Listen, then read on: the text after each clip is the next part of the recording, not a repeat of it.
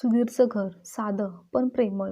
मात्र त्या प्रेमाच्या प्रभावात एक ठिकाणी सावत्र आईचा अडथळा होता. माधवी पंकजरावांच्या घरात आली तेव्हा सुधीर फक्त 8 वर्षाचा होता आणि आज तो 17 वर्षाचा किशोरवयीन मुलगा झाला होता. पण आईविना वाढल्याची जखम अजूनही मनात त्याच्या खोल होती. सुधीरची जेव्हा सख्खी आई गेली तेव्हा घरातल्या देव्हाऱ्यातला दिवा जणू विझलाच होता. आणि त्यानंतर पंकजरावांनी काही काळाने दुसरं लग्न केलं. खरं तर समाजाच्या दबावाने, पण आतून फक्त सुधीरला आई मिळावी म्हणूनच. पण नशिबाने जणू त्यांच्या घरात प्रेमापेक्षा गैरसमजच जास्त जन्माला घातला होता. सुधीर, उठ रे बाळा, नाहीतर शाळेत जायला उशीर होईल. माधवी गॅससमोर उभी होती. तिच्या कपाळावर घामाच्या बारीक रेषा होत्या.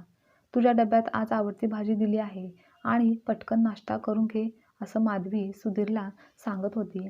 मात्र सुधीरने चिडून चादर ओढली आणि म्हणाला, तुम्ही नका सांगू, मी स्वतः माझं बघतो. हे शब्द माधवीच्या मनाला लागले. पण ती काही बोलली नाही. तर ती ओठावर एक हलकंसं हसू आणून म्हणाली, ठीक आहे, पण जास्त उशीर करू नकोस हां. मग काही वेळातच सुधीर तयार झाला. बॅग खांद्यावर घेताना आईच्या हातातून टिफिन घेतला. पण नजरेत एकही शब्द नव्हता. ती फक्त म्हणाली, अरे काहीतरी खाऊन जा. पण तो रागातच काही न बोलता दरवाजा आपटून बाहेर पडला. गावात माधवी पंकजरावांची दुसरी बायको म्हणून ओळखली जायची आणि लोकांच्या ओठावर कायम कुजबूज असायची. काय सांगू, पंकजरावांची पहिली बायको तर सोन्यासारखी होती. हिच्या नशिबात दुसऱ्या हाताचं आयुष्य आलं. आणि त्या सुधीरचं काय? त्याला कधी पटेल का ही त्याची आई आहे? सुधीरला आईचं प्रेम कधी मिळेल का? माधवीला या कुजबूज ऐकायला नवीन नव्हत्या. ती फक्त देवळात जाऊन डोळे मिटून बसायची आणि बोलायची, देवा, मला आईचं नाव फक्त नको आहे. तर त्या मुलाच्या मनात थोडी तरी विश्वास, थोडी प्रेम जागा हवी आहे. सुधीर शाळेत गेला होता. पण त्याचं लक्ष वर्गात नव्हतंच. तर तो त्याच्या वहीत आपल्या आईचं नाव नकळत लिहित होता. त्याला आठवत होतं, आईच्या हाताने खाऊ, तिच्या गंधाचा वास, तिच्या कुशीत घेणं. पण त्या आठवणी धूसर झाल्या होत्या. फक्त वेदनेचा गंध मात्र शिल्लक राहिला होता. घरी माधवी सर्वांना जेवण वाढायची. पण सुधीरच्या मनात जास्त शांतता असायची. तू एवढं शांत का असतोस रे, असं सावत्र आई त्याला म्हणजेच माधवी विचारायची. तर तो फक्त म्हणायचा, तुमचं बोलणं नको आहे मला. तुमच्याच बोलण्याचा त्रास होत आहे. त्यामुळे मला प्रश्न विचारू नका. सुधीरच्या बोलण्याने आई दुखावली जायची. एकदा पंकजराव कामावरून परतले. थकलेले ते होते. तेव्हा माधवी चहा देत म्हणाली, अलीकडे सुधीर परत उशिरा घरी येत असतो. कुठे जातो कोण जाणे. मग पंकजरावांनी निश्वास टाकला आणि म्हणाले, त्याला अजूनही तुझी आई म्हणून ओळख पटत नाही गं. तेव्हा ती हळूच म्हणाली, मी आई म्हणून काही मागत नाही, पण माणूस म्हणून थोडं ममत्व तरी हवं ना. त्यावर कोणतेच उत्तर पंकजरावांकडे नव्हते. एका रात्री पंकजरावांना देवळात बसून पहिल्या पत्नीचा फोटो पाहत म्हणाले, तू गेली नसतीस तर हे घर इतकं रिकामं कधीच वाटलं नसतं. पण माधवी वाईट नाही गं. ती खरंच मनापासून या घराची काळजी घेते. त्या मागच्या बाजूला माधवी उभी होती. तिच्या हातात थाळी होती. पण पाय मागे गेले. तिला त्यांच्या शब्दातील तगमग समजली. ती काही म्हणाली नाही, पण डोळ्यात अश्रू दाटले. एवढं दिलंय मी या घराला, तरीही मी परकीच का. त्या रात्री आकाश काळं पडलं. विजांचा कडकडाट होता. हवेत गार वारा होता. गावात लाईट गेली. सुधीर अभ्यास करत होता. पण कंदील विझला. तो रागाने उठला. खिडकी उघडायचा प्रयत्न करताना त्याला हाताला लागलं आणि रक्त ओघळू लागलं. तो घाबरला, थरथरला. तेवढ्यात दारावरून आवाज आला, सुधीर, दार उघड बाळा. माधवी धावत आली होती. तिच्या हातात कंदील, चेहऱ्यावर काळजी होती. देवा, काय केलंस हे. तिने त्याचा हात धरला. मी काही नाही, फक्त खिडकी. ती त्याचा हात पुसायला लागली. थांब, मी हळूवार औषध लावते. त्रास होईल, पण सहन कर हां. हे सर्व करताना सुधीर तिच्याकडे पाहत होता. तेही पहिल्यांदा इतके जवळून. त्या क्षणी त्याला आठवलं, त्याचीही आई असंच त्याच्या जखमेवर फुंकर घालायची. त्या क्षणी त्याच्या डोळ्यात पाणी आलं. माधवी काही बोलली नाही, फक्त डोक्यावर हात ठेवला. सावर रे बाळा. मग क्षणभर त्याने तिच्या कुशीत डोकं ठेवलं. बाहेर पाऊस कोसळत होता, पण आत काहीतरी ओघळत होतं. दोन मनामधील भिंत थोडी वितळत होती.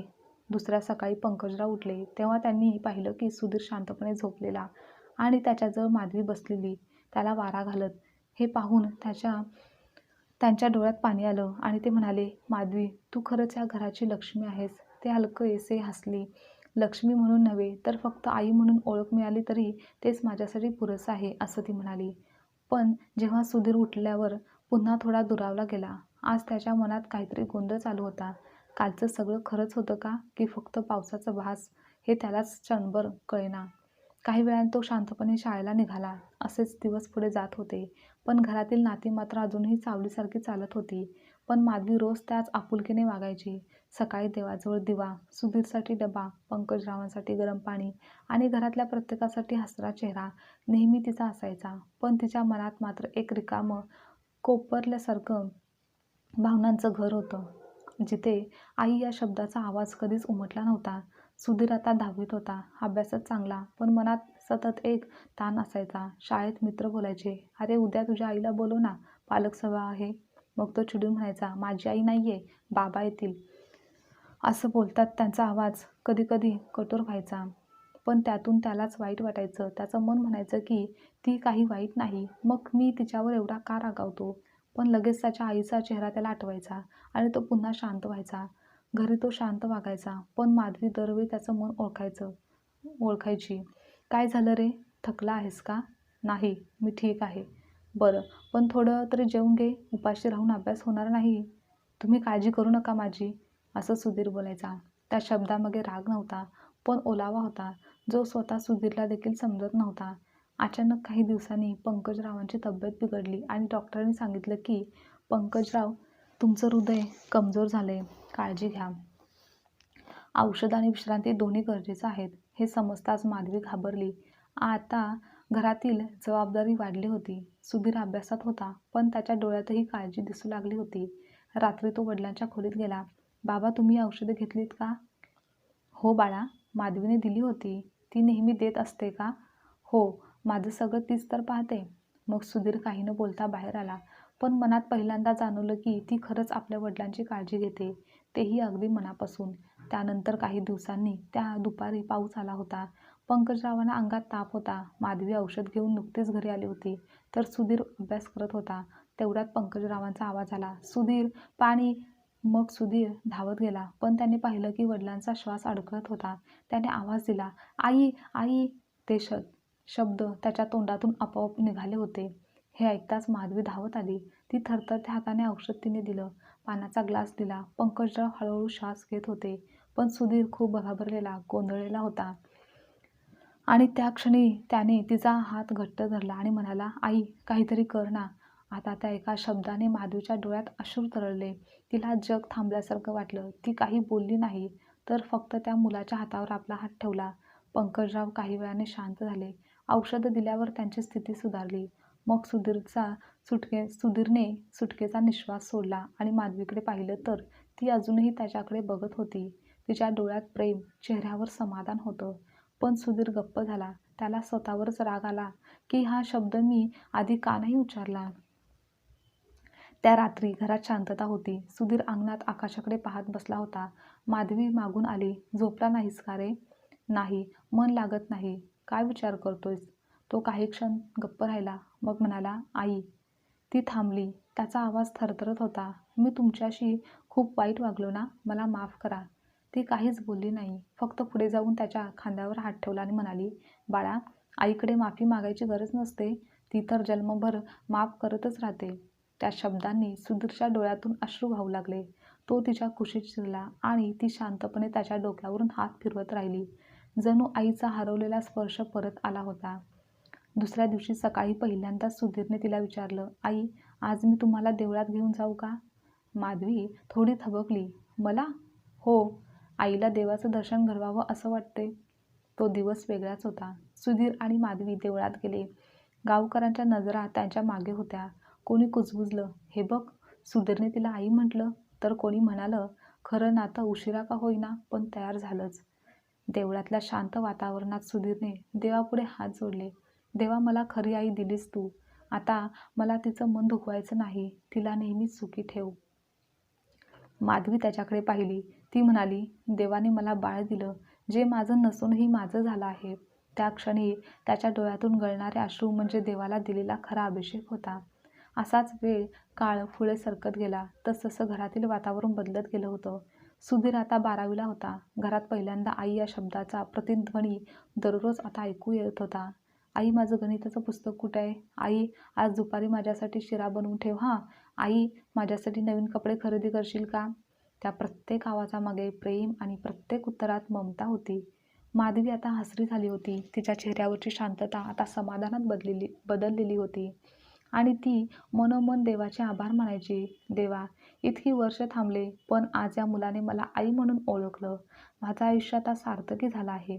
तर सुधीर आता अभ्यासात रमू लागला.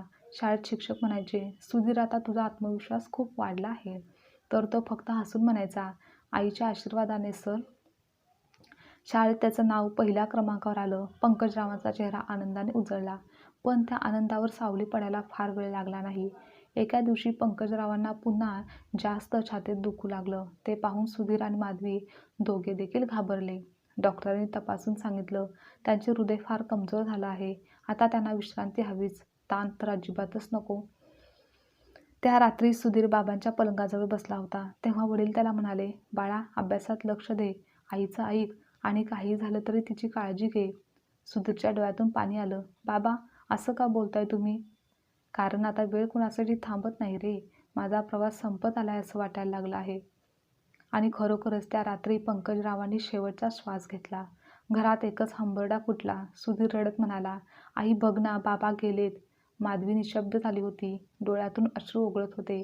पण तिच्या चेहऱ्यावर एक दृढ निश्चय होता. आता मी या घराचा आधार आहे. मला खंबीर व्हावं लागेल. सुधीरला यातून सावरावं लागेल. असाच काळ पुढे गेला. पंकजरावांच्या निधनानंतर सुधीर आणि माधवी दोघे एकमेकांसाठीच आधार बनले. ती म्हणायची, बाळा, बाबा वरून आपल्याकडे पाहत असतील. तर सुधीर म्हणायचा, हो आई, म्हणूनच मी त्यांना लाजवणार नाही. मला इंजिनियर व्हायचं आहे. माधवी त्याचं स्वप्न पाहून आनंदी व्हायची. तिने आपल्याकडे बचतीचे काही पैसे सुधीरच्या कॉलेजसाठी साठवले होते. ती म्हणायची, माझे दागिने असो वा संसार, सगळं तुझ्या भविष्यासाठी आहे बाळा. सुधीरला आता तिच्या डोळ्यात खऱ्या आईचे रूप दिसायचे. त्यानंतर सुधीर आता पुढील शिक्षणासाठी इंजिनिअरिंगला पुण्याला दाखल झाला. आई गावात एकटी, पण नेहमी त्याचा फोन यायचा. आई, आज मी पहिल्यांदा कॅन्टीनमध्ये पोहे खाल्ले. आई, आज माझ्या प्रोजेक्टला बक्षीस मिळालं. आई, तुझी खूप आठवण येते गं. आणि माधवी प्रत्येक फोननंतर देवळात जाऊन दिवा लावायची आणि प्रार्थना करायची की देवा, माझ्या मुलाला सुखी ठेव. दरवर्षी सुधीर सुट्टीत घरी यायचा. त्या दिवसात घरात पुन्हा हसण्याचा गजर व्हायचा.